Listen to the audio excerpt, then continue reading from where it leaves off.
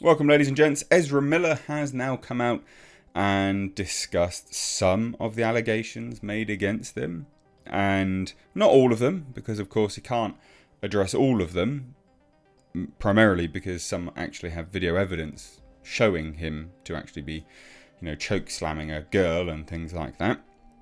But yeah, Ezra Miller, the Flash himself, has come out and said he has been unjustly and directly targeted. Now, this is after a judge has lifted a protective order related to a 12-year-old related to a 12-year-old, basically. Whereas the actor came out and then said that this 12-year-old would be lucky to have someone like me guide them. Okay, so I'm surprised he has the gall to come out, but maybe this is... I don't know, maybe he realises either his stint in Hollywood is done, or he thinks that The Flash will do well enough where he's going to get more roles. I don't know. It's surprising nonetheless. Maybe he just thinks because the judge has come out and done this that it vindicates him for everything that he's done. But obviously it doesn't. At all. There's video evidence of him choking a woman out in Iceland outside an Icelandic bar whilst filming Fantastic Beasts. So, yeah. So let's take a look. So in the wake of a judge officially lifting the protective order against the actor previously granted to a Massachusetts 12-year-old, the Flash star Ezra Miller has made a public statement condemning what he believes to have been an egregious misuse of the American legal system. Is that the same as the use of the legal system in Hawaii? Where you were in court? No? Okay, just selective then. So, first reported by the Daily Beast Marlo Stern, the protective order in question was initially signed by a judge in June of last year at the behest of the child's mother. According to contemporaneous text messages sent by the mother and the neighbour, as well as photographs that corroborated parts of their accounts of the night in question, reviewed by Marlo, the incident at the centre of the legal request occurred on February 2nd, 2022, when Miller allegedly visited the 12-year-old's home in order to visit them. Their mother, later identified as Shannon Gwynn, and the family's neighbour, so just randomly turned up at the house. Odd. So per the neighbour, who knew Miller through the actor's bandmates and close friends Whitney Suiters, the Flash star arrived that evening wearing a bulletproof vest, and had no idea until later that they were armed. So they turned up at someone's house in a bulletproof vest and were armed. At one point in the night, Miller's emotions flared when the child's mother recalled how she had recently done some travelling with her tribe, using the term as slang and reference to a group of friends rather than any sort of actual Native American community, to which the actor snapped and accused her of cultural appropriation. This is an armed man snapping at a turn of phrase.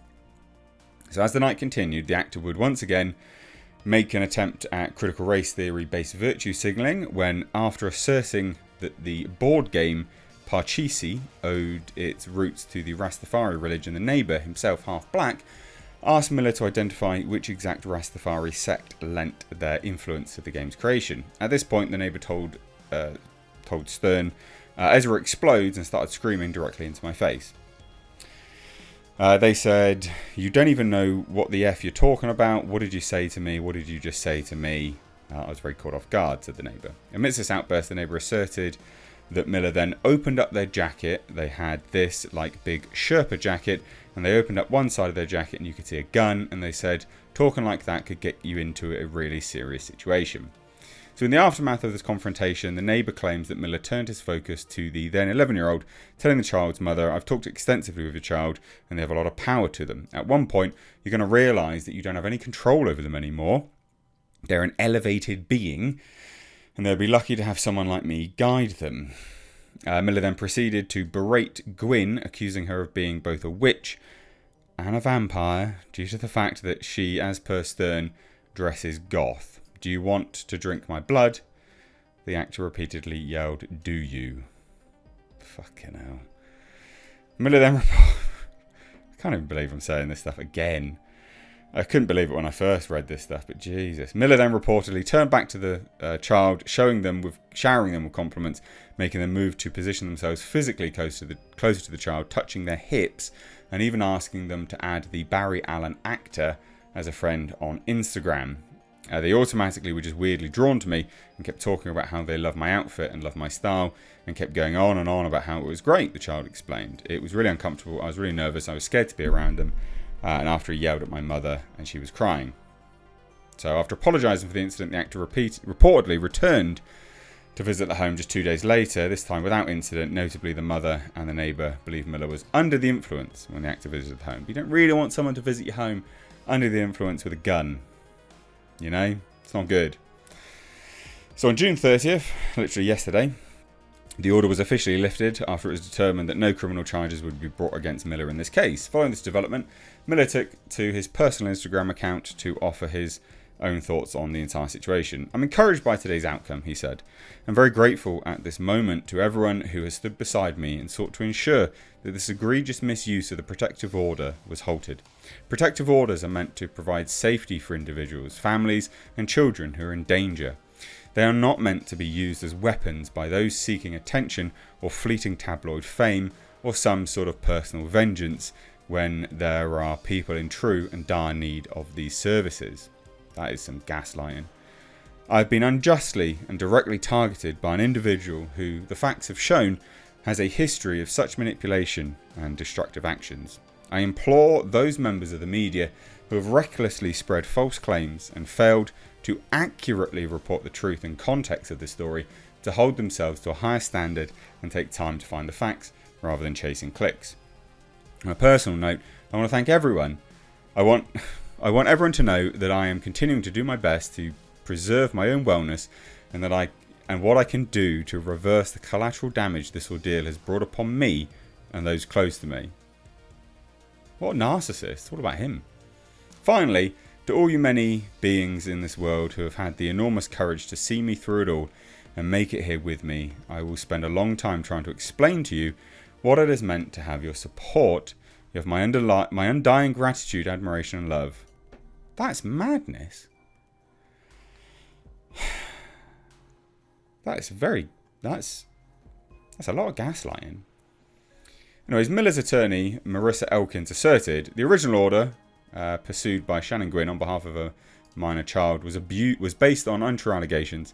Frustratingly for Ezra, Gwynn lodged her false allegations at a time when Ezra was struggling with significant mental health issues and was unable to come to court to defend themselves against the spurious claims made by this individual. Had Ezra been able to appear in court last year and share the truth about his very limited interactions with Ms. Gwynn, I am confident the original order would have never been issued.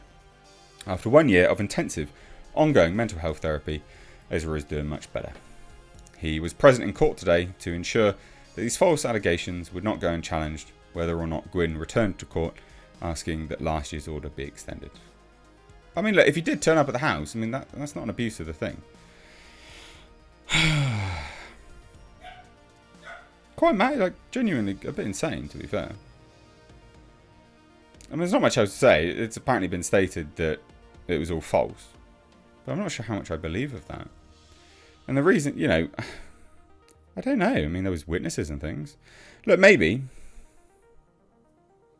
I mean, he did an awful lot of other things. I wouldn't put it past them. But hey, look, there you go. In a healthier place, whatever, blah, blah, blah, blah, blah. He's addressed some of it and a court order's been lifted. What do you guys think? It's funny how he sort of skirts around the edges and only addresses one of them. You can't address all of them, can you? Because a lot of it is actually true. But anyway, cheers, guys. Take care. Bye-bye.